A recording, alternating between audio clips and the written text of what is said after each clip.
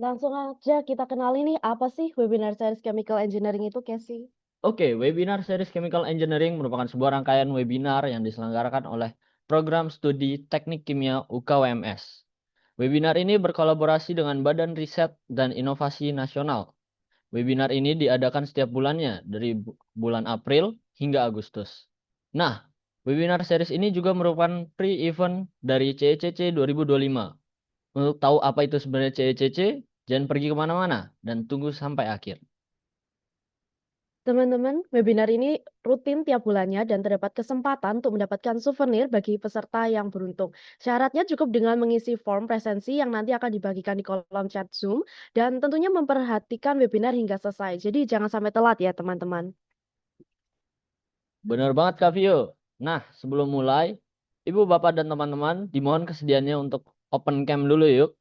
Karena kita akan sesi dokumentasi terlebih dahulu. Oke, siap-siap ya. 1, 2, 3. Lagi 2 kali. 1, 2, 3. Lagi sekali. Boleh tahan dulu gayanya. 1, 2, 3. Oke, baik. Perkenalan kami untuk memperkenalkan pembicara pertama dalam acara ini, yaitu Ibu Dr. Engineering Diana Rahayuning Wulan, Sarjana Teknik, Magister Teknik. Ibu Diana menempuh pendidikan S1 dan S2 Teknik Lingkungan di Institut Teknologi Bandung dan S3 di Graduate School of Engineering, Department of Environmental Engineering, Kyoto University. Dan bidang kaliannya yaitu Teknologi Lingkungan. Hari ini, Ibu Diana akan membawakan materi dengan judul Mengenal Potensi Risiko Paparan Bahan Kimia di Sekitar Kita. Menarik banget ya, teman-teman. Tanpa berlama-lama lagi, untuk Ibu Diana, kami persilahkan.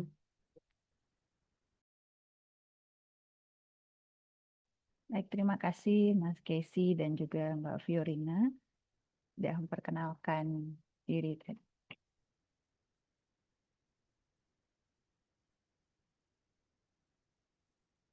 Izinkan saya untuk share screen paparan materi pada hari ini. Apakah sudah terlihat di layar?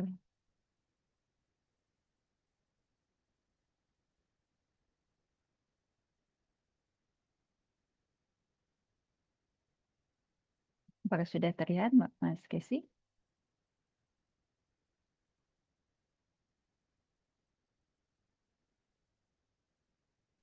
Sudah jelas, Bu.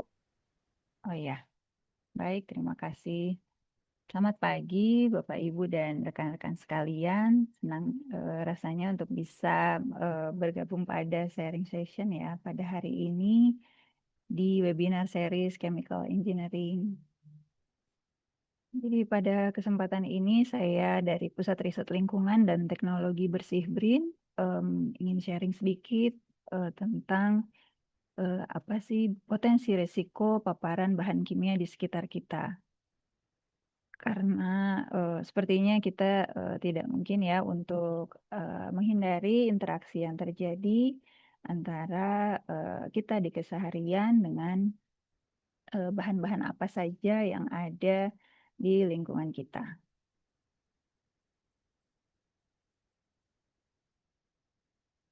Ini sekilas nanti yang akan saya paparkan adalah perkembangan dari produksi bahan, karena ini kan sebagian besar mungkin dari teknik kimia, dan juga bagaimana lingkungan itu tercemar, bagaimana paparan bahan kimia itu ke lingkungan dan juga ke manusia, dan bagaimana kontribusinya terhadap pembangunan berkelanjutan di Indonesia, dan sedikit notes dari webinar series hari ini.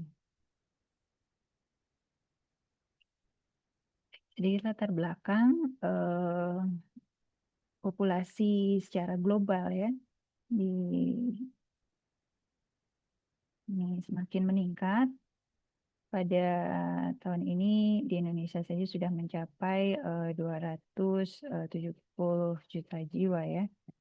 Nah, itu tentunya akan mempengaruhi konsumsi dan juga pola konsumsi yang harus dipenuhi sebagai implikasi dari peningkatan populasi tersebut. Nah, peran kita sebagai engineer adalah untuk pengembangan teknologi, apalagi di teknologi produksi ya, untuk bisa memenuhi demand, baik itu consume atau consumer pattern-nya. Namun apabila dibarengi dengan pemanfaatan sumber daya alam yang tidak terkendali dan hanya pembangunan yang berbasis ekonomi, tentunya nanti akan ada dampak negatif yang ditimbulkan dari kegiatan-kegiatan tersebut. Nah, ini sekilas saya coba untuk lihatkan untuk produksi bahan dari industri manufaktur mikro dan kecil dari data BPS tahun 2018. Dari sumbu nol yang di tengah ini mungkin bisa terlihat ada pertumbuhan yang ke kiri dari sumbu aksi dan ke kanan. Nah, baik itu yang negatif itu ada beberapa industri, namun banyak ya industri-industri baik itu barang logam, kemudian farmasi, produk obat kimia, makanan minuman, elektronik, hingga ke peralatan listrik dan paling besar adalah industri bahan kimia. Ini yang paling besar pertumbuhannya. Nantinya ini akan berimplikasi kepada bagaimana kontribusi industri kimia tersebut ke kesehatan. Nah, ini karena data di Eropa itu sudah sampai kepada korelasi produksi bahan kimia yang hazard, yang bahaya kepada kesehatan. Sudah ada data dari mungkin sekitar 2 dekade gitu ya. Mereka mengklasifikasikan ada yang harmful, beracun sampai sangat beracun dan kronik, karsinogenik, mutanogenik hingga reprotoksik yang lain. Nah, di sini bisa terlihat ya untuk yang indikasi biru itu banyak yang harmful dan juga untuk yang ungu itu very toxic, health hazard. Jadi sebagian dari chemical-chemical yang berinteraksi dengan lingkungan itu juga bisa berefek kepada kesehatan. Setelah sampai ke lingkungan, ini bahan kimia ini kita bisa sebut namanya adalah kontaminan ya. Senyawa kimia dan penggunaannya di dalam dunia produksi itu terus berkembang. Contohnya kalau untuk di agriculture itu atau pertanian itu ada pupuk, kemudian ada pestisida. Nah, kalau untuk produk farmasi kan kita tidak hanya untuk orang yang sakit, juga yang untuk menjaga kesehatannya itu ada produk farmasi. Kemudian yang sekarang sedang mulai berkembang dalam 1 dekade belakangan adalah personal care product, pelindung dari sinar matahari atau UV, seperti itu sedang banyak yang berkembang perusahaannya ataupun industrinya, hingga otomatis ini nanti dari sisanya atau residunya akan berpotensi masuk ke lingkungan. Adapun yang lain ada surfaktan ya, ada nonylphenol di industri tekstil, kemudian ini yang sehari-hari surfaktan di produk sabun ya, ada sodium lauret stearat LSE, kemudian bahan kimia industri seperti plasticizer, bahan pembuat plastis ya, kemudian tinta untuk dalam kemasan produk, kemudian perekat, cat, dan produk pembersih atau cleaning product baik itu di rumah tangga, di domestik ataupun penggunaan kegiatan industri seperti itu. Nah, ini zat-zat ini nantinya berpotensi terpapar baik itu ke manusianya, seperti kalau misalnya di pertanian kalau penggunaan pupuknya secara manual, tentu itu akan lebih sering atau lebih berpotensi terpapar ke manusia yang penggunanya. dan juga ke lingkungan.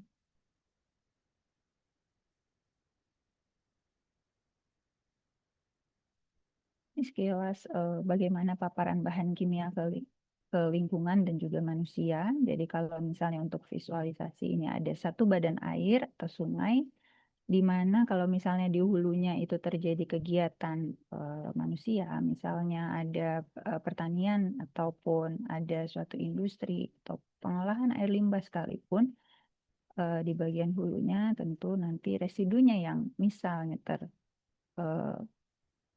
dibuang ke lingkungan atau ke badan air yang bersifat terlarut, dia akan ada di badan air. Sedangkan bahan kimia yang tidak suka air, dia akan cenderung untuk tersedimentasi yang di bagian bawah di sedimennya.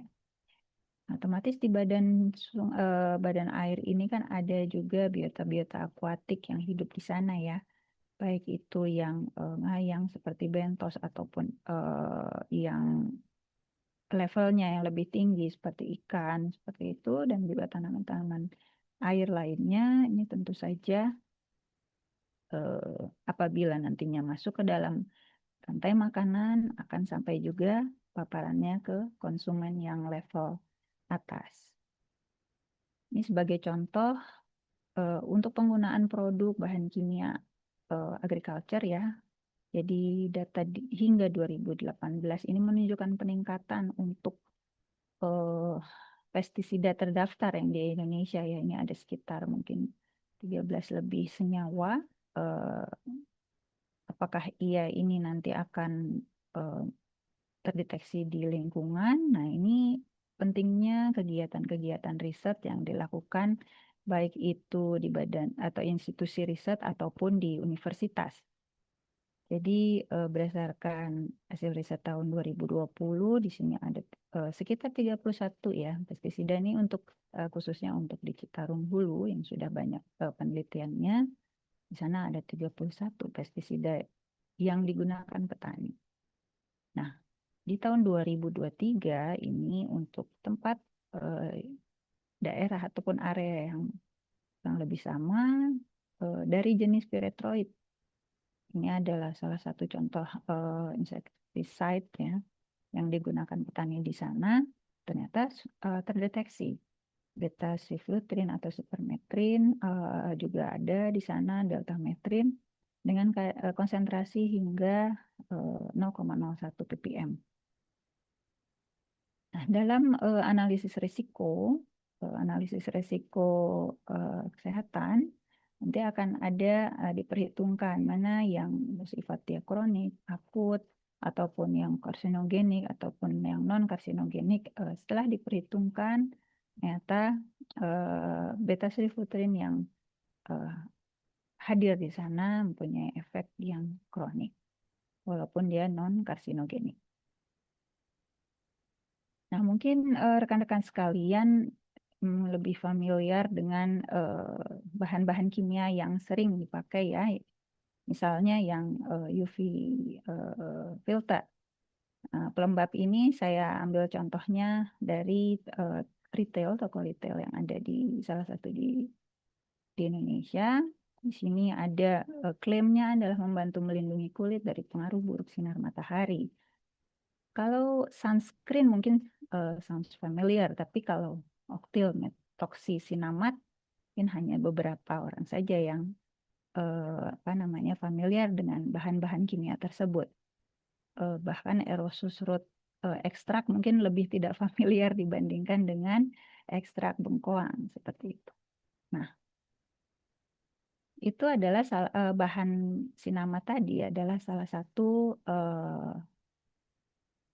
bahan kimia yang setelah riset sekian lama itu dia mempunyai pengaruh terhadap endokrin, jadi terhadap hormon. Nah, salah satu penelitian di Sungai Bengawan Solo dan juga Brantas, mungkin ini letaknya lebih dekat ke arah Jawa Timur seperti itu ya, lebih ke arah Surabaya. Ini di 2022 ini sudah ditemukan juga ada beberapa, ini mungkin yang di bagian bawah ya, di ada estrogen dan juga plasticizer, preservatif yang sudah mulai terdeteksi di sana walaupun di dalam konsentrasi yang nanogram per liter. Namun ini menjadi satu awareness seperti itu.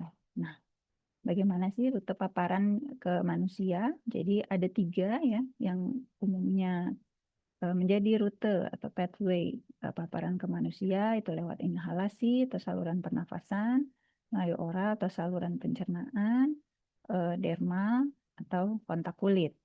Jadi contohnya untuk yang phthalate ester ini ya, saya ambil dari salah satu hasil studi. Kalau misalnya dia ada di lingkungan tanaman, dia bisa masuk melalui akar, melalui uptake akarnya, kemudian juga uptake di daun. Bagaimana dengan di ikan?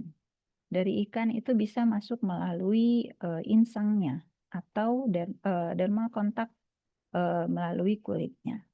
Kalau untuk di manusia ya melalui 3 rute tadi ya, bisa melalui saluran pencernaan, pernafasan maupun dermal. Sedikit saja untuk memperkenalkan plasticizer yang banyak terdapat pada mungkin bahan-bahan kontainer plastik, tumbler, seperti itu kan lagi banyak ya. Nah itu ada yang jenisnya adalah phthalate. Phthalate ini sifatnya dia akumulasi di jaringan tubuh, sulit biodegradation gitu ya. Rutenya dia bisa lewat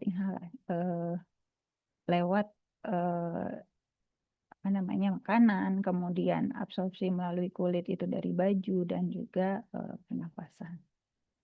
Nah ini hasil studinya untuk yang estrogen equal ini ya di satu daerah di Citarum River itu untuk musim kering yang sebelah kanan grafik berwarna coklat ini dia tidak terdeteksi. Tapi begitu musim hujan di grafik yang biru itu dia di 10 atau 11 lokasi itu mulai terdeteksi meningkat ya. Terhadap batas PNIC yang bergaris merah di beberapa lokasi estrogen equalnya melewati ambang batas. Jadi PNIC itu predicted non-effect concentration. Jadi untuk daerah mungkin nomor 1, kemudian 4, 6, dan 7 ini sudah bisa sudah menunjukkan melewati batas standar yang diperbolehkan. Itu. Nah, durasi paparan maupun efek ini nantinya akan memberikan efek toksisitas yang berbeda. Ada yang akut, ini dalam jangka waktu yang singkat, dan efeknya biasanya langsung terlihat ya.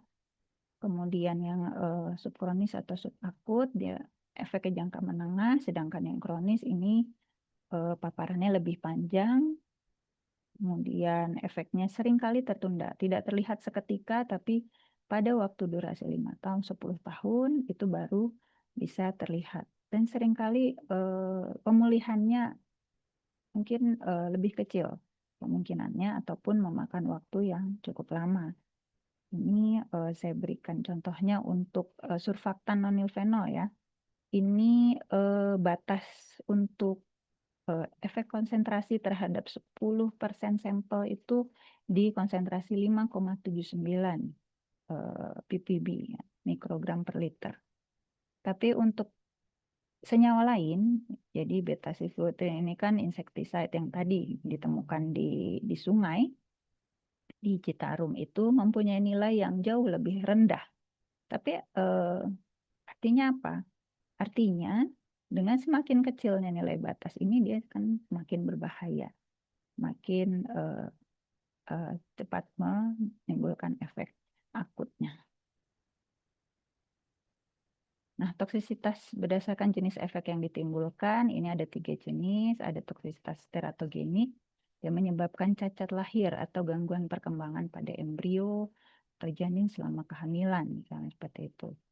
Di sini saya memberikan contohnya yang radiasi, ini jadi secara fisik gitu ya. Kemudian ada merkuri yang dari bahan kimianya.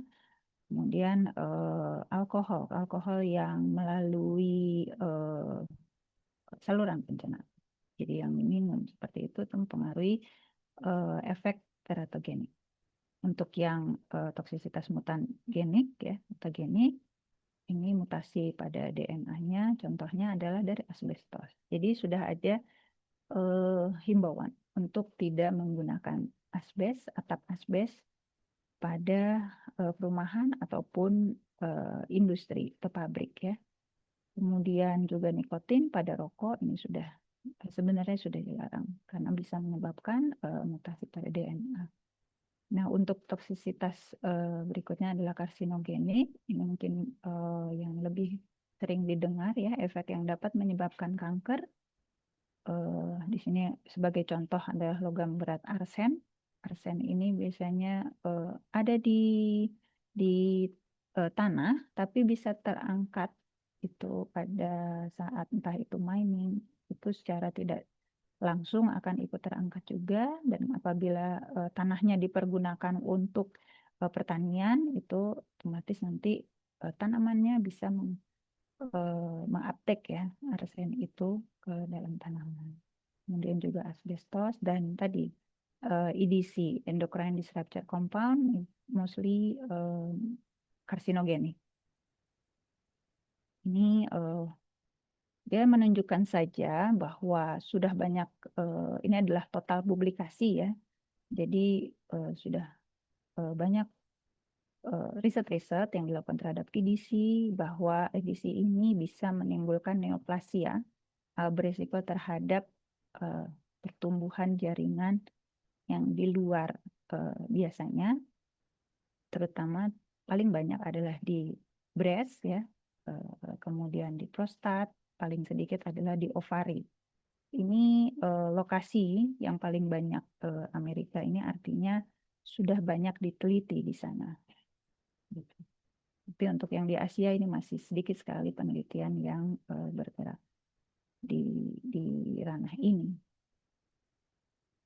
Nah, bagaimana peran seorang engineer gitu ya untuk bisa mengeliminasi atau mengurangi dampak-dampak potensi risiko tersebut.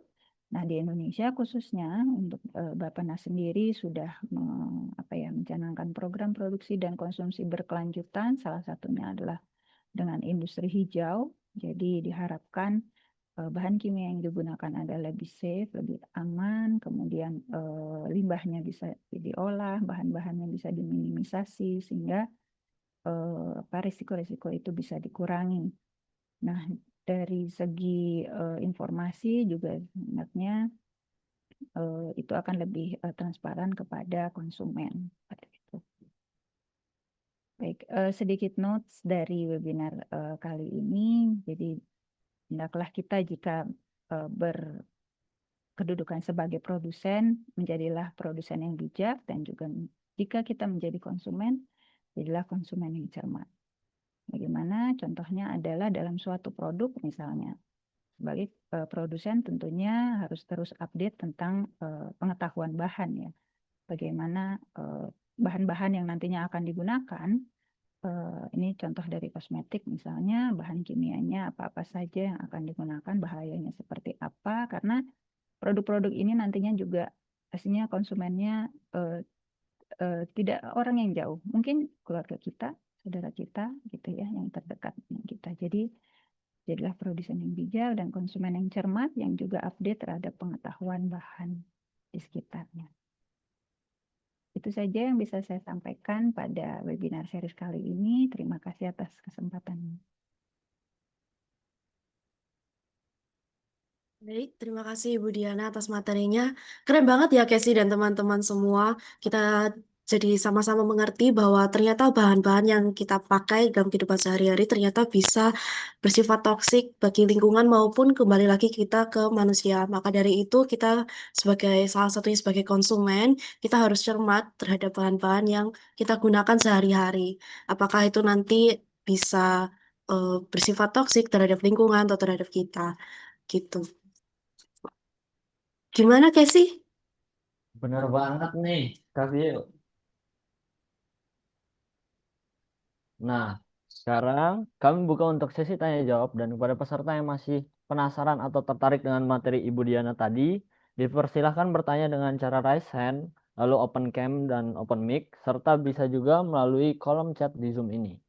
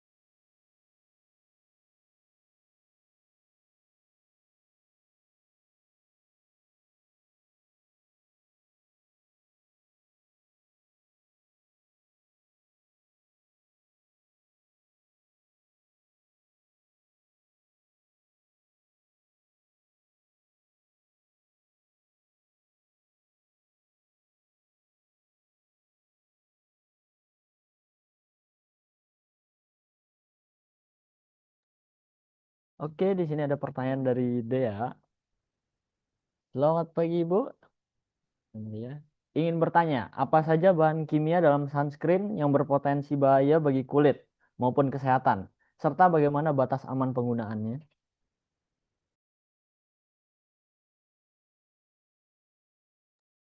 Terima kasih atas pertanyaannya ya, Mbak Dea. Izin saya, Maria ya.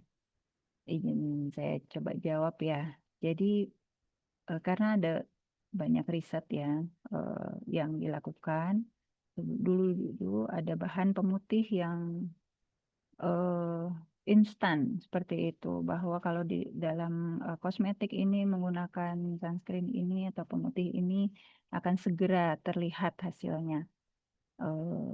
Tapi yang berbahaya waktu itu sudah dilarang adalah penggunaan merkuri ya. Merkuri itu tidak boleh lagi digunakan karena dia dalam range yang sekian nanogram ya, 0,01 nano ppb saja sudah bisa menyebabkan kerusakan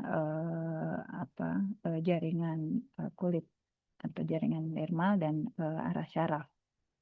Untuk sunscreen yang tadi saya sebutkan, contohnya methoxycinamide mungkin ya, seperti itu. Memang kandungannya akan berbeda-beda. Tentunya kalau di dalam produk-produk komersial itu tidak dicantumkan secara jelas ya komposisinya seperti apa. Namun Balai POM atau badan yang bertugas untuk pengendalian peredaran obat dan makanan di Indonesia itu tentunya mempunyai batas-batas regulasi yang harus dipenuhi di setiap produknya yang beredar di Indonesia dalam range ppb ya sepertinya. Namun kalau penggunaannya, andai kata misalnya kita menggunakannya dari umur berapa ya sekarang, misalnya 18 tahun, kemudian kita akan menggunakannya sampai 30 tahun ke depan. Nah, itu kalau misalnya dengan bahan kimia yang sama, nantinya batas itu bisa jadi terlewati. Jadi kadang kalau untuk selain mencermati ingredientnya yang sekian ppb itu, komposisinya dan juga konsentrasinya adalah yang juga diatur cara penggunaannya. Jadi kalau tidak perlu-perlu sekali, jangan misalnya kita hanya pergi keluar, nilai SPF ya antara yang 35 hingga 50 itu kan berbeda sebenarnya penggunaannya. 50 itu kalau misalnya kita pergi keluar hingga 50 menit, nah itu pakai yang SPF-nya cukup tinggi. Namun kalau paparannya tidak terlalu besar seperti itu ataupun kita hanya di ruangan kelas, pakailah SPF yang lebih rendah. Seperti itu. Mungkin itu saja ya. Web akun yang apa ini? Sudah ya tadi yang Maria ya, batas aman penggunaannya relatif karena setiap kosmetik pasti akan mempunyai konsentrasi yang berbeda, namun batas amannya adalah mungkin dari kitanya sendiri ya, dari konsumennya. Bila kita tidak perlu sangat, jadi tidak perlu kita gunakan yang berlebihan. Gitu. Karena produsen sepertinya sudah mempunyai segmentasi ini yang SPF-nya tinggi, kemudian ini yang SPF-nya rendah, itu mempunyai batas-batas aman penggunaannya. Mungkin ada pertanyaan selanjutnya ini ya dari Iya. Mas Enji Jaya. Baik, mungkin saya bantu bacakan pertanyaannya, Ibu. Dari NG Wijaya, selamat pagi, Bu. Dari mana saya bisa tahu bahan dari kosmetik berbahaya? Terkadang di internet ada yang bilang berbahaya, ada yang bilang tidak. Apakah ada web atau akun terpercaya untuk mengetahui bahayanya kandungan kosmetik? Ya, terima kasih ya. Untuk di Indonesia, Balai POM itu sudah mempunyai web dan sudah mengeluarkan list bahan-bahan apa saja yang boleh digunakan di dalam kosmetik dan aman dengan batas amannya. Itu dari BPOM ya, bpom.go.id. Juga tentunya dari riset-riset ataupun studi ya yang dilakukan, baik itu dari publisher yang percaya, reviewernya, karena pastinya akan terus berkembang ya untuk bahan-bahan kimia yang baru, terutama ya yang emerging product, sintesisnya baru, itu biasanya untuk pemuatan di website yang BPOM mungkin akan apa namanya updated-nya sesuai dengan hasil perkembangan riset.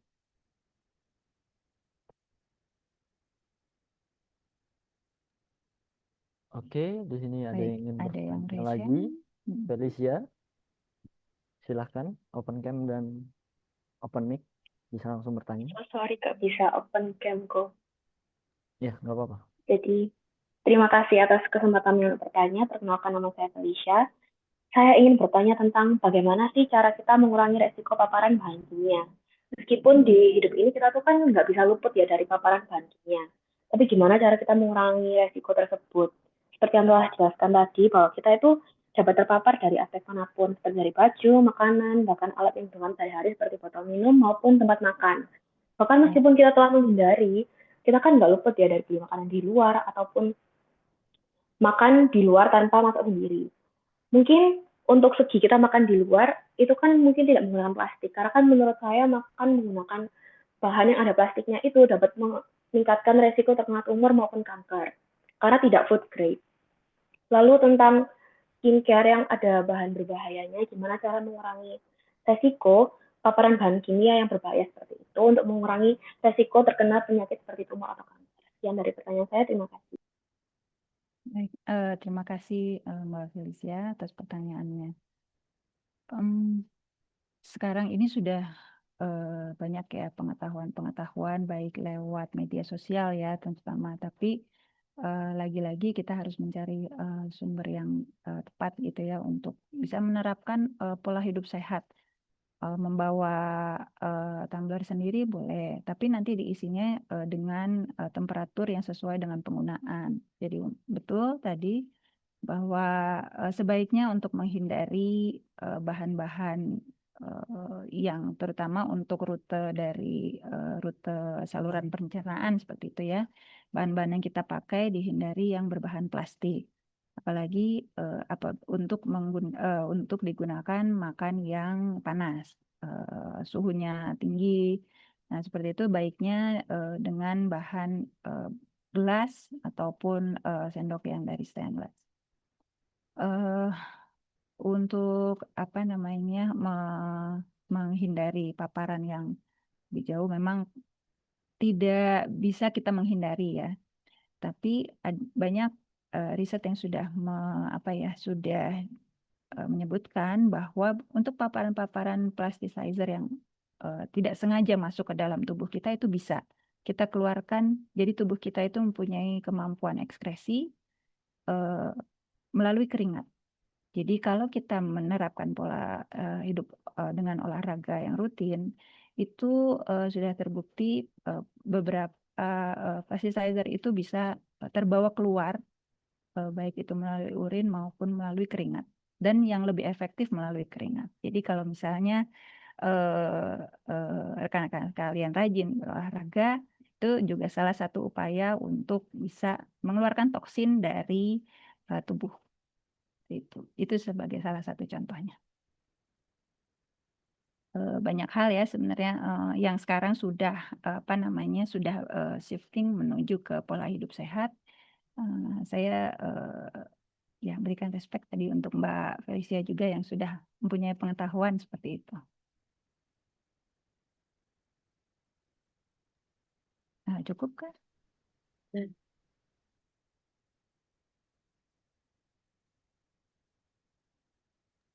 Baik, mungkin satu pertanyaan lagi ya Bu Diana. Boleh. Ada teman-teman sangat bersemangat memberikan ini, tapi karena keterbatasan waktu, mungkin satu pertanyaan terakhir dari Fania Agnesia.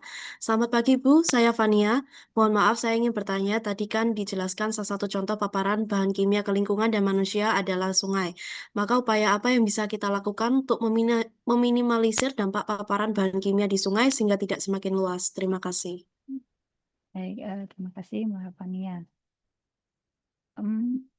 Untuk industri aja ya, yang mungkin lebih mudah untuk melokalisirnya adalah dengan menerapkan instalasi pengolahan air limbah. Jadi kalau misalnya di industri ini nantinya akan ada kegiatan, kan tidak hanya produksi ya, tapi juga domestik yang misalnya akan membersihkan ruangan atau segala macamnya itu, air limbahnya harus diolah terlebih dahulu, memenuhi baku mutunya, baru nanti dia bisa dibuang ke lingkungan. Tentunya ini berkontribusi juga terhadap kesehatan lingkungan air ya yang ada di sekitarnya.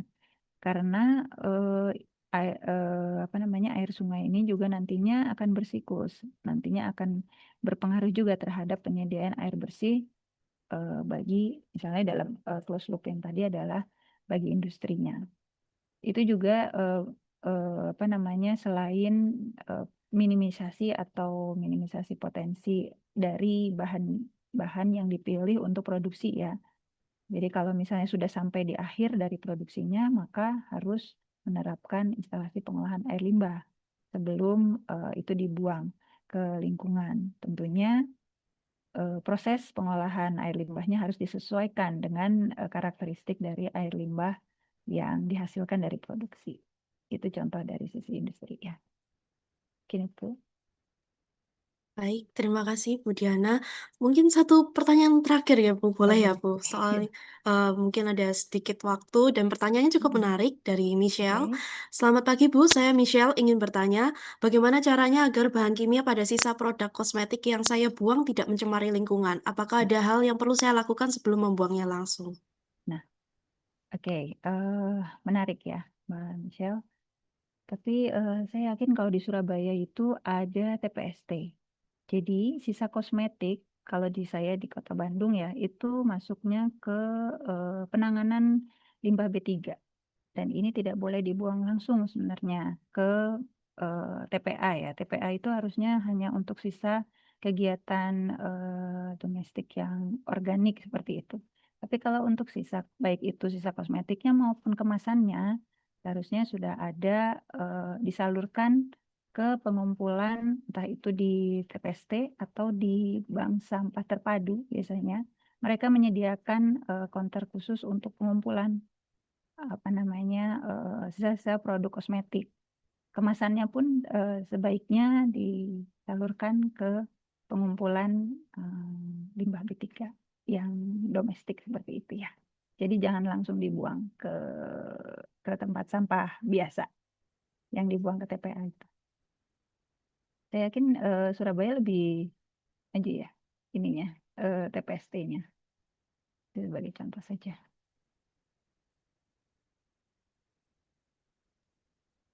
Baik, mungkin kita akhiri sesi tanya jawab pada sesi pertama. Sekali lagi terima kasih banyak Ibu Diana atas materi dan ilmu yang di-sharingkan. Semoga bisa sangat bermanfaat bagi kita semua. Sama-sama Mbak Terima kasih, Bu. Terima kasih.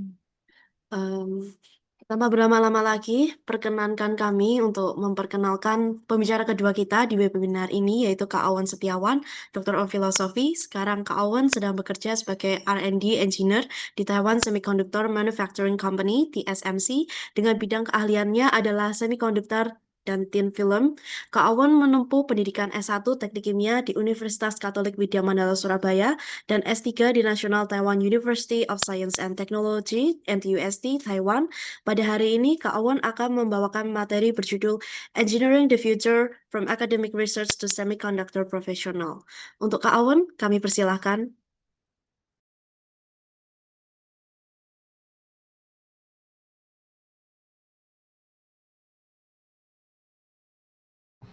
Oke, selamat pagi, selamat siang semuanya. Terima kasih Fiorina, tadi Casey juga. Ya, tadi kita sudah dengar sama-sama penjelasan dari Bu Diana yang ya menambah wawasan kita tentang pencemaran lingkungan dan produk-produk apa saja. Gimana cara kita mengetahui produk apa yang bahaya dan gimana cara penanganannya dan sebagainya. Sekarang perkenankan saya untuk sharing sebagai alumni UKWMS. Jadi siapa aku nih? Nah, aku dari tahun 2017 menempuh pendidikan S1 di Widya Mandala. Kemudian karena saya masuk di Joint Degree Program Widya Mandala Surabaya, jadi di tahun ketiga dan keempat saya juga studi di NTUST Taiwan. Kemudian tahun 2021 saya melanjutkan menempuh pendidikan lanjut S3 di NTUST dan sekitar tahun lalu saya baru lulus. Ya. Terus sekarang saya bekerja di bidang semiconductor di Taiwan. Nanti saya akan jelaskan lebih lanjut apa itu semiconductor dan kenapa itu penting. Oke. Selama saya studi, ya ini adalah beberapa achievement yang saya dapat. Saya juga ada 1 Taiwan patent dan saya sebagai first author di Taiwan. Research saya juga sebenarnya mirip-mirip sama Ibu Diana. Saya masuk di lab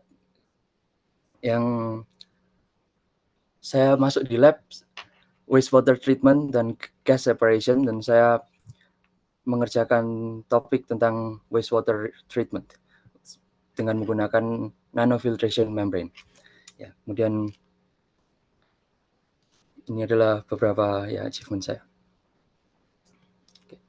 Nah, karena saya mau sharing yang ringan-ringan aja, nih katanya Bu Natania yang ringan-ringan saja. Jadi setelah saya lulus SMA dari Sinlui 1 Surabaya, ya pasti nih sama kayak teman-teman semua. Pasti dulu saya juga bingung mau masuk jurusan S1 apa nih. Nah, terus karena menurut saya semua pasti menurut saya nggak ada jurusan yang benar-benar gampang atau benar-benar susah. Karena bagaimanapun juga kalau misalnya menurut kita, kita ngambil jurusan A, itu loh gampang. Biasanya arek-arek yang nilainya elek-elek masuk sana. Itu juga menurutku juga nggak sepenuhnya benar, karena pasti di jurusan apapun kita pasti menemukan kesulitan dalam bidang apapun itu. Jadi saya sekalian milih jurusan yang menurut saya menantang nih. Jadi saya memutuskan untuk masuk di teknik kimia. Nah, kenapa? Karena setelah saya cari-cari waktu itu, teknik kimia ini punya banyak opportunity setelah kita lulus kerja. Dan scope-nya ini luas, tapi nggak terlalu luas yang sampai kita nggak tahu nih. Kalau kadang ada jurusan yang, ya kamu jurusan apa? Terus habis gitu, nanti kalau lulus jadi apa? Kan gitu. Tapi kalau teknik kimia, bidangnya ini luas, tapi masih banyak sekali posisi-posisi yang bisa kita ambil nanti. Nah, terus kemudian ya karena bidang ini kan membutuhkan keahlian spesifik. Jadi biasanya juga kita bisa dapat ya kalau ngomong gaji ya yang lumayan gitu. Terus kemudian kenapa nih waktu itu saya milih masuk Widya Mandala? Ya, karena waktu itu saya lihat universitas swasta di Surabaya nih yang lumayan terkenal kan, Widya Mandala dan satu lagi itu. Nah, tapi saya lihat di Widya Mandala ini kualitas-kualitas pendidiknya jauh lebih mentereng daripada yang lain. Kalau kalian lihat di video yang introduction tadi, Pak Suryadi, Bu Felicia, dan yang lain-lain, award-awardnya sama research-researchnya menarik. Ya. Terus kemudian alasan kedua saya milih di Widya Mandala juga karena kolaborasinya dengan universitas-universitas lain. Salah satunya ya joint degree program teknik kimianya Widya Mandala ini yang saya tempuh dulu. Jadi 2 tahun di Widya Mandala, terus 2 tahun di NTUST Taiwan. Ya. Dan ya menurutku waktu itu sebuah opportunity yang sangat besar karena ya aku juga pingin kayak ke poin yang ketiga, aku juga pingin ngerasain sih waktu itu gimana sih kalau tinggal di luar. Pasti pikiran kita pasti akan semakin terbuka, dan karena kalau kita tinggal di luar pasti saingan-saingan kita kan juga bukan cuma orang yang itu aja, tapi kan lebih luas lagi, dan pasti akan semakin mendorong kita untuk menjadi orang yang lebih baik lagi gitu. Oke. Ya, kemudian ya ini waktu di Taiwan menurutku seru sih bisa kuliah di luar negeri, negara orang lain yang aman, terus orang-orangnya ya baik-baik kalau kita bisa berbaur dengan baik. Dosen-dosennya juga baik waktu itu. Waktu itu salah satu juga kami joint degree program pernah hiking di gunung di highest mountain in Taipei sama seorang dosen.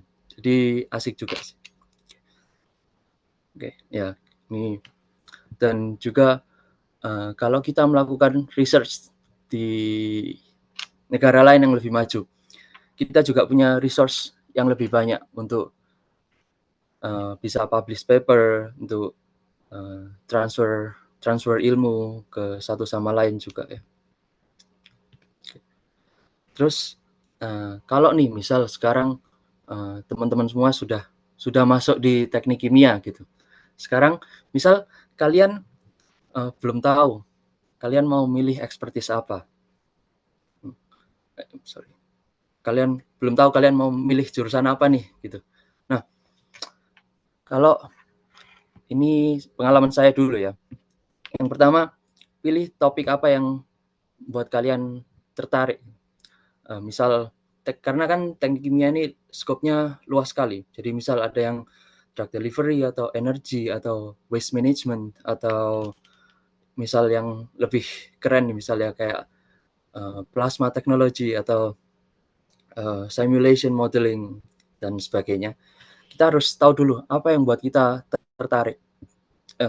Jadi kita bisa melakukannya dengan senang. Terus yang kedua, kita juga harus tahu apa sih keahlian kita gitu. Kalau misal kita lebih senang untuk melakukan eksperimen, ya ambillah lab yang lebih banyak melakukan eksperimen, jangan ambil lab yang cuma di depan komputer ngetik-ngetik tok gitu. Oke. Terus yang ketiga, pilih dosen yang cocok sama kalian. Karena dosen yang baik pasti bisa mendorong kita untuk mencapai lebih lagi gitu. Kalau kita nggak cocok sama dosennya juga, ya nanti misal skripsi motong lah, atau nanti nggak selesai lah kuliahnya dan sebagainya. Jadi dosen juga pasti itu penting juga. Ya. Dan juga kalau waktu itu saya waktu di NTUST, saya juga milih dosen yang highly reputable gitu. Jadi biar kalau misal nih saya mau setelah lulus mau postdoctoral di universitas lain di negara lain, atau misal mau kerja, pasti itu sangat berpengaruh. Pasti itu jadi sebuah nilai plus. Ya, waktu itu saya ada di bawah bimbingan Prof. Neil Chung, sudah tua nih. Ya, dia emeritus professor di NUS Singapura. Terus setelah dia pensiun, dia tetap jadi emeritus professor. Kadang sekali 2 kali ada trip ke Singapura. Terus habis gitu dia pulang kampung ke Taiwan dan ngajar di NTUST. Nah, jadi waktu itu saya masuk di labnya beliau, dan waktu saya sedang menempuh studi di NTUST, beliau ranked number 7 in the world in chemical engineering by Stanford University. Dan co-advisor saya adalah ini Prof. Wei Song Hung, dan dia juga included in the world's top 1% scientist by Stanford University. Oke. Nah, kalau tadi udah kenapa aku milih teknik kimia, terus kenapa aku milih Widya Mandala, dan sekarang apa sih menurutku menarik sih, kenapa apa aja hal-hal menarik yang saya temui selama saya studi di luar negeri, ya dalam hal ini di Taiwan. Yang pertama, education systemnya luar biasa dan research outputnya juga luar biasa. Tadi saya sudah tunjukkan ya, mungkin kalau misal teman-teman sudah tahu tentang gimana cara indexing paper dan gimana cara kita bisa melihat output dari researcher. Kalian mungkin tadi juga lihat kalau saya publish sekitar lebih dari 15 Q1 paper selama saya studi S3. Dan ini juga karena didukung sama dosen-dosennya yang berpengalaman, juga karena alat-alatnya yang lengkap dan sistem pendidikannya yang bagus. Karena menurutku pendidikan di Taiwan kalau S2, S3 kita sudah harus hands-on kita lebih banyak hands-on di experimental things-nya, bukan di pelajarannya.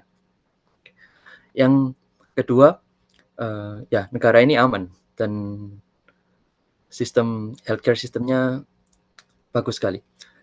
Gimana sih kok bisa aman ya? Maksudnya apa yang dikatakan aman gitu? Biasanya misal kita makan, kita di kantin gitu, terus naruh HP sembarangan gitu, kalau kita kembali pasti HP-nya ada gitu. Aku dulu pernah uang ketinggalan, cuma uang doang, nggak ada dompet, nggak ada nama, nggak ada apa-apa, di sepeda. Terus waktu aku setelah setengah jam balik, uangnya masih ada. Nah, biasa kalau orang-orang Indonesia nih, kalau kami sendiri guyonan sih, biasa kalau ada barang hilang ya, yang nyolong ya mungkin foreigner student lain atau orang Indonesia lain gitu kan. Oke. Yang ketiga ya, public access dan transportation sistemnya bagus. Kita nggak perlu punya kendaraan sendiri untuk bisa mencapai hal-hal yang seru-seru. Misal kayak kalian kalau suka hiking atau ke pantai atau liburan ke kota-kota lain gitu, itu gampang sekali. Ya, ini jalan-jalan sama teman-teman lab. Oke. Nah, terus kalau kalian sudah ada di luar negeri, gimana cara kita bisa survive? Nah, gimana cara how to survive being abroad alone? Oke. Yang pertama, menurut saya nih, kita harus learn the culture. Kita harus tahu gimana cara guyonan mereka pasti beda gitu. Gimana cara mereka komunikasi sama yang lain juga pasti beda.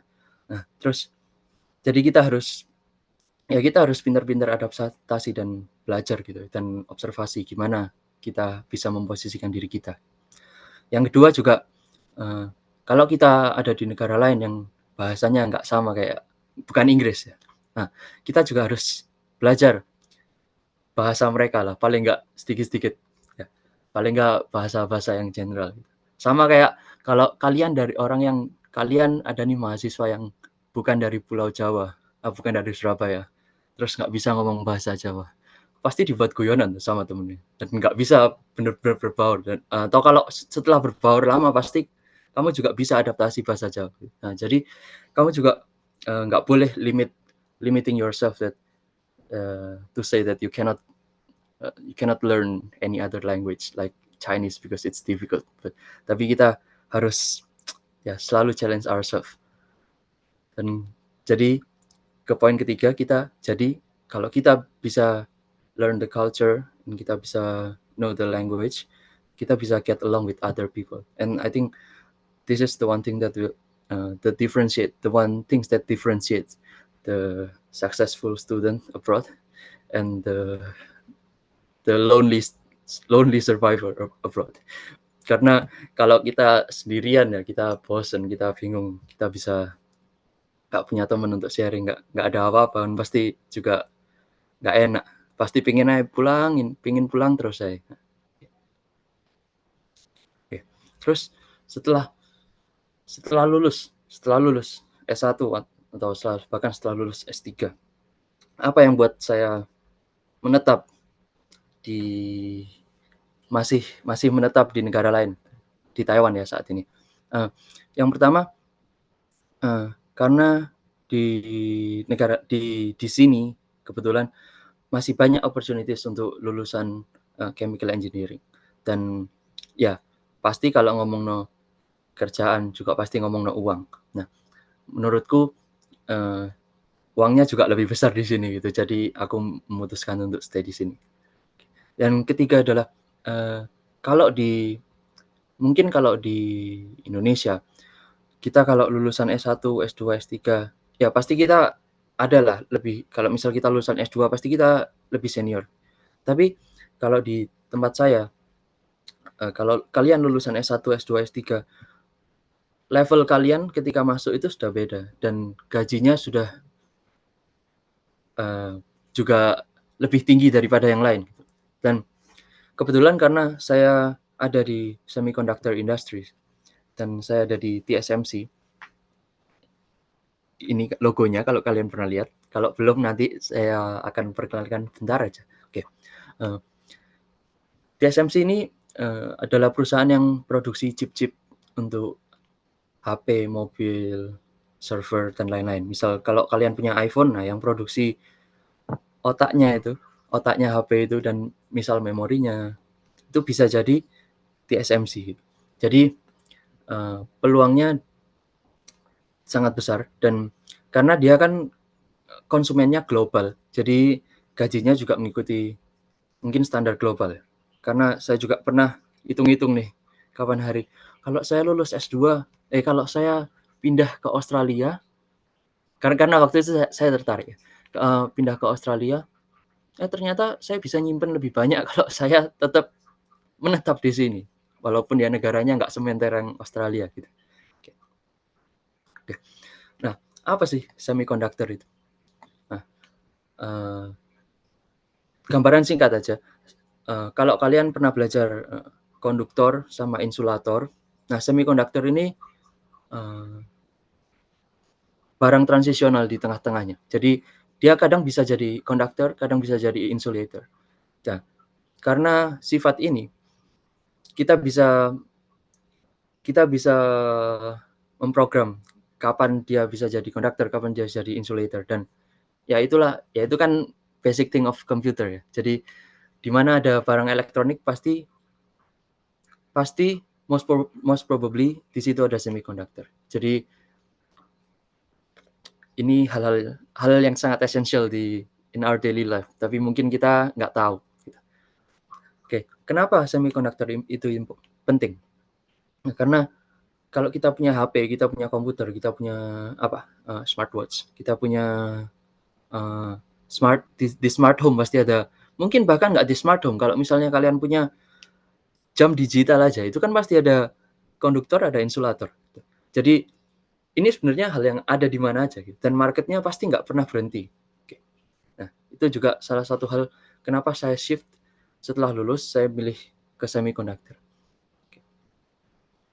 Oke. Slide terakhir, final remarks. Kalau kalian lihat ada peluang apa yang ada di depan mata yang kalian sanggup, ambil aja sekarang.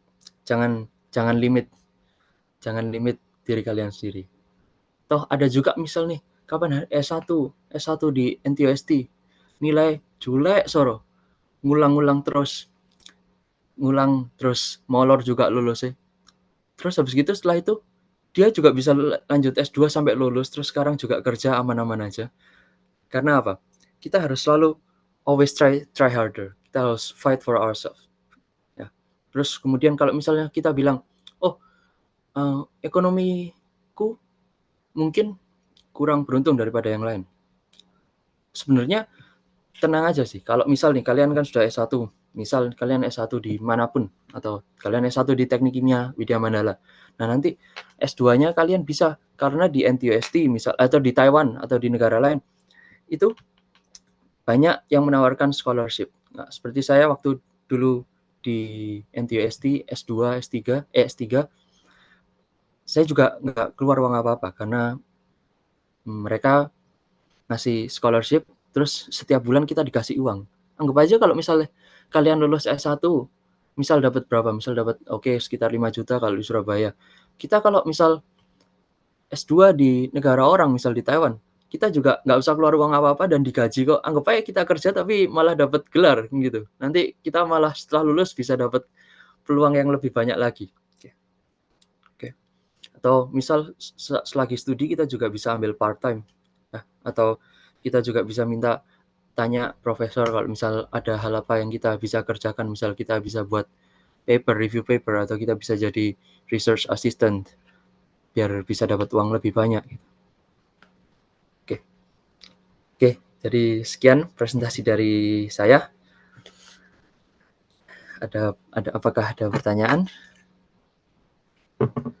Oke, baik. Terima kasih Kak Owen atas pengalaman menarik yang diceritakan. Dari bagaimana Kak Owen akhirnya bisa memutuskan masuk ke jurusan Teknik Kimia Universitas Katolik Widya Mandala Surabaya, hingga menjadi lulusan S3 Nasional Taiwan University of Science and Technology Taiwan.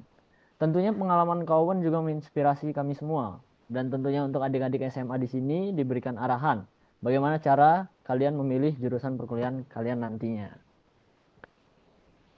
Benar banget, Casey. Nah, sekarang kami buka untuk sesi tanya jawab. Kepada peserta yang masih penasaran atau tertarik dengan materi Kak Awan tadi, dipersilakan untuk bertanya dengan cara raise hand, lalu open cam dan open mic. Serta bisa juga melalui kolom chat di bawah. Nah, kebetulan sudah ada satu nih yang raise hand. Mungkin bisa dipersilakan untuk Felicia.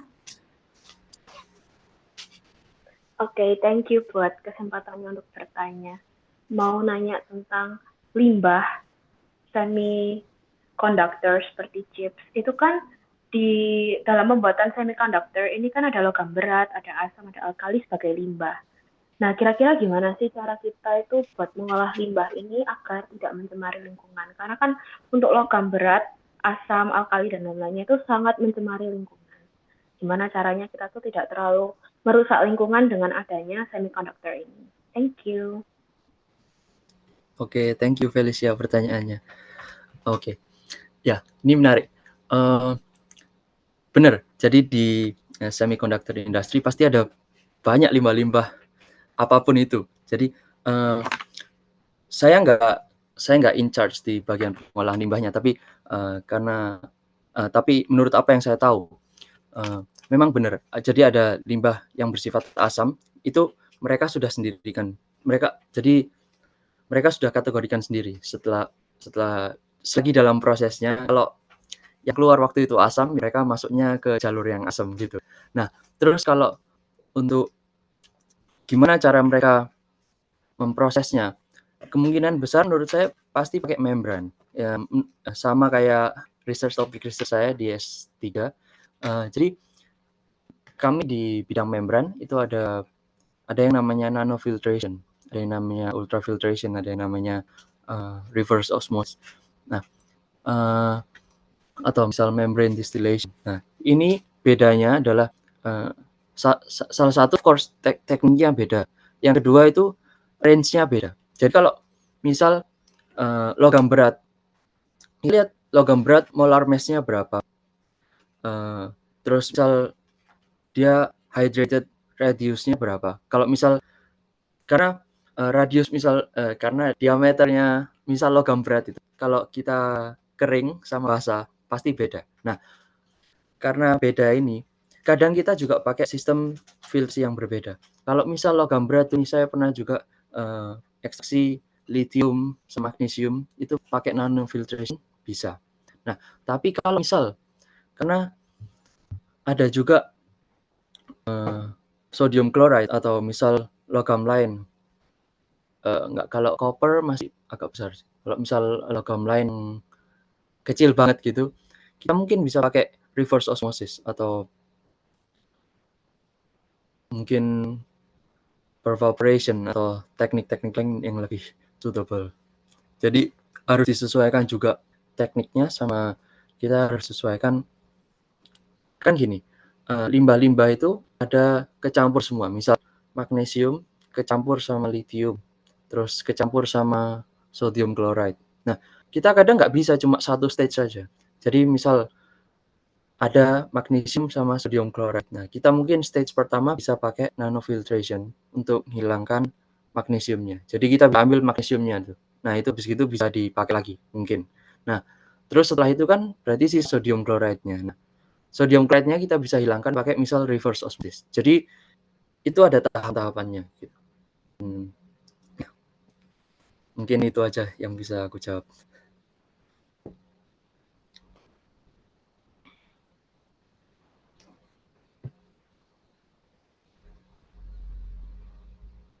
Oke, di sini ada yang raise hand, Samuel. Bisa langsung open mic dan open cam. Oke, thank you buat kesempatannya. Perkenalkan, nama saya Samuel. Saya juga dari JDP. Sekarang tahun kedua. Saya mau nanya, Koko mulai research-nya dari kapan, dan apakah topik research-nya dari awal emang semiconductor atau ada shift gitu? Oke. Jadi, thank you Samuel pertanyaannya. Jadi waktu S1 kan tahun ketiga dan tahun keempat saya di NTUST sudah. Nah, tahun ketiga semester kedua kita kan bisa mulai milih lab nih. Nah, waktu itu lab saya tentang plasma technology. Nah, terus setelah itu saya memutuskan untuk waktu S2 dan S3 karena ada salah satunya juga ada kesempatan aku bisa dapat ke profesor yang lebih tinggi posisinya, juga peluangnya juga lebih besar. Jadi saya pindah di bidang wastewater management. Nah, kemudian setelah itu waktu di wastewater management ini labku itu buat eksperimennya itu tentang water filtration. Jadi misal kayak yang tadi aku jelaskan, magnesium sama lithium extraction gitu, atau gas capture. Misal kita milah-milah carbon dioxide, carbon monoxide kayak gitu. Jadi sebenarnya nggak ada hubungannya sama sekali sama semiconductor. Terus kenapa aku milih semiconductor? Nah, karena waktu itu, jujur aja waktu belum cari-cari tentang dunia kerja di Taiwan, aku nggak tahu nih, ternyata Taiwan itu unggulnya di bidang apa gitu. Nah, ternyata Taiwan itu unggulnya di bidang semiconductor, karena kalau kita cari lebih lanjut lagi, semua chip Apple, semua chip MacBook, semua chip Google saat ini, misal Pixel atau Nvidia, kalau kalian gamer yang barusan dikenal, misal Great Blackwell itu Nvidia, itu semuanya diproduksi sama TSMC. Jadi untuk pasokan seluruh dunia itu yang pegang itu TSMC ini. Dan jadi menurut waktu itu aku tertarik, kalau gitu aku ambil semiconductor aja, karena peluangnya juga bisa lebih besar, karena di seluruh dunia mereka ada yang pakai. Terus gitu, kalau dia top dog di Taiwan, pasti dia gajinya juga yang paling tinggi daripada yang lain, dan ya memang itu fair gitu. Jadi waktu itu memang banyak orang yang kayak gini, researchku, misal aku bukan aku orang lain ya, misal researchku tentang baterai, enggak, research tentang baterai, masuk aku mau kerja di bidang semiconductor, emang ada yang mau nerima aku? Nah, itu mindset yang salah. Kenapa?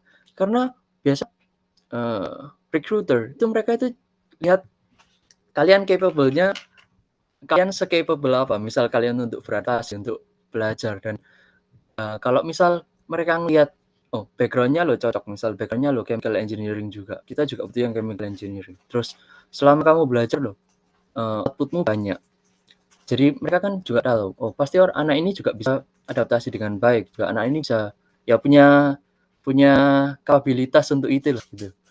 Ya mereka pasti mau aja nerima gitu. Memang waktu aku pertama kali masuk juga nggak tahu apa-apa sama sekali tentang semiconductor. Ya tapi kan lama-lama pelan-pelan kita bisa belajar sendiri. Ya kayak gitu sih. Thank you pertanyaannya. Oke, thank you Go. Jadi sorry aku mau nambahin. Jadi lab yang kita pilih atau jurusan research yang kita pilih itu nggak sepenuhnya menentukan kita bakal kerja di bidang apa. Gitu. Jadi kalian ya adjust sendirilah, bisa adaptasi sendiri yang baik.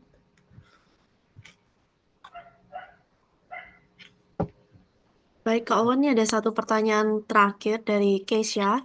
Selamat pagi, Ko. Saya Keisha ingin bertanya bagaimana dampak dari konsumsi energi tinggi dalam manufaktur semikonduktor terhadap biaya dan lingkungan. Apakah dari segi biayanya gitu cukup tinggi kah? Oke, menarik. Kapan hari waktu ada annual review, CEO-nya TSMC pernah sharing.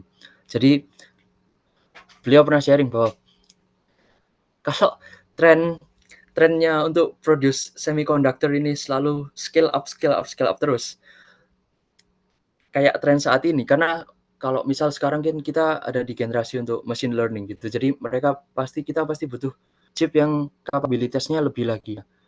Gimana kita bisa dapat chip yang punya kapasitas lebih tinggi, punya machine power lebih tinggi?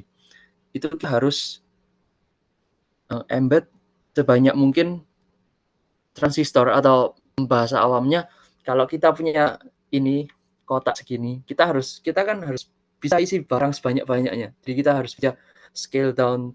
Misal kita harus kabelnya itu kita kecilin, jadi kita bisa misal awalnya dalam satu box ini cuma bisa menampung 1000 kabel.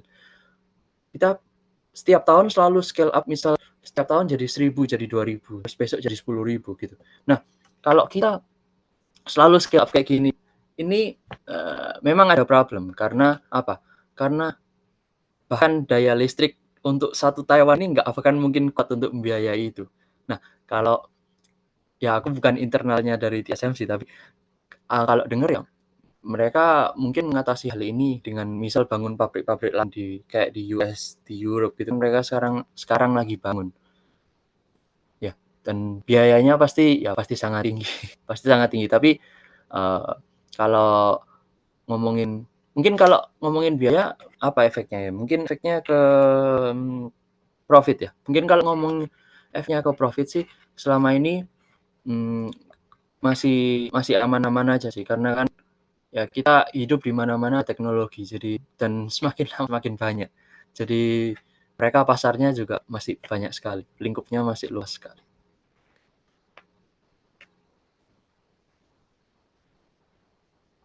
Oke, mungkin ini pertanyaan terakhir dari Marco. Selamat pagi, Ko. Saya ingin bertanya tentang industri semikonduktor di Taiwan. Bagaimana rasanya bekerja di industri semacam itu? Adakah bidang studi yang sangat penting seperti ilmu material atau desain sirkuit untuk bidang teknik ini? Oh, oke. Menarik sih. Ini pertanyaan bagus. Kemarin aku bingung sih, ini mau taruh di slide apa enggak gitu ya. Karena bidang semikonduktor ini ada banyak kategori. Kategori pertama, oke, misal tempat yang saya kerja ini sekarang kan TSMC namanya. Nah, TSMC ini memproduksi chip-chip untuk consumer kan, misal kayak untuk Nvidia, untuk Google, untuk Apple gitu. Nah, terus kalau di atas itu kita juga bisa lihat misal, jadi ada yang namanya perusahaan yang khusus untuk desain sirkuit. Misal Qualcomm, yang produksi Snapdragon itu, Qualcomm, terus MediaTek. Nah, itu mereka cuma desain aja. Mereka nggak manufaktur, mereka nggak produksi. Nah, produksinya kemana? Produksi dilempar ke TSMC. Kenapa? Karena mereka nggak mungkin bisa untuk produksi itu saat ini juga. Karena transfer teknologinya pasti mereka kalau misal sekarang bangun pasti mereka ketinggalan 20 tahun ke belakang gitu. Nah, ya itu salah satu bidangnya. Ada desain sirkuit, ada yang khusus produksi, ada yang misalnya Intel. Nah, Intel ini mereka desain, mereka juga produksi sendiri. Nah, tapi mereka masih belum bisa melampaui misal TSMC untuk kayak chip P gitu kan. Itu kan ukurannya lebih kecil. Mereka teknologinya masih ketinggalan di belakang. Oke. Nah, sekarang pertanyaan lainnya kalau misal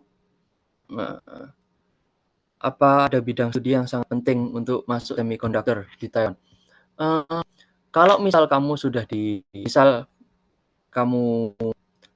di teknik kimia, sebisa mungkin sebenarnya memang masih lab yang expertnya di bidang semiconductor. Karena semiconductor itu kan ada banyak proses. Misal kamu orang teknik kimia, nah ada proses yang namanya etching, ada yang namanya litografi. Nah, mungkin kamu bisa masuk ke lab yang bahas itu. Mungkin nanti pasti kalau dosennya punya kenalan, pasti kalian juga bisa dikenal gitu.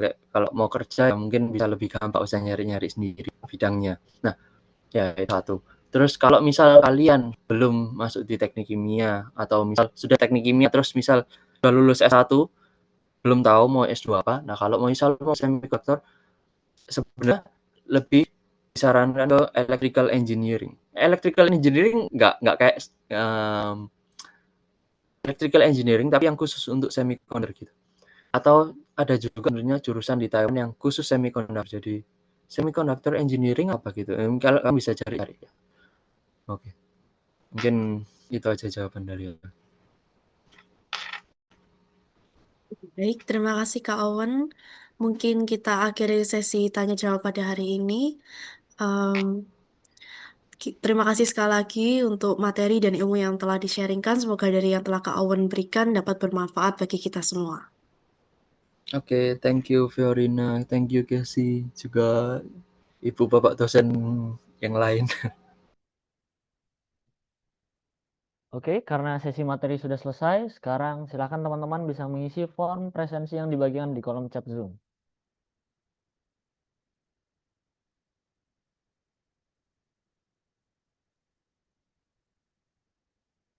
Ibu, Bapak, dan teman-teman semua, bagi yang mengisi form presensi berkesempatan mendapatkan souvenir dari program studi Teknik Kimia UKWMS. Dan peserta yang terpilih akan dikontak langsung oleh para panitia. Souvenir ini akan diberikan untuk semua peserta yang hadir yang mengisi form presensi. Tentunya souvenir ini sangat menarik dan akan sangat bermanfaat di kehidupan mendatang. Jadi jangan sampai kelewatan. Nah, kabar baiknya acara webinar series Chemical Engineering dan Souvenir ini bersifat gratis dan tidak dipungut biaya sedikit pun.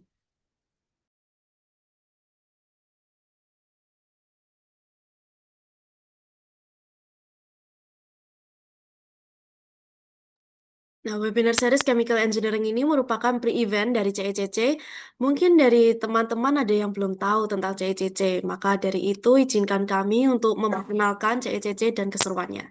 CECC merupakan ajang kompetisi tingkat nasional yang diadakan oleh program studi Teknik Kimia Universitas Katolik Widya Mandala Surabaya.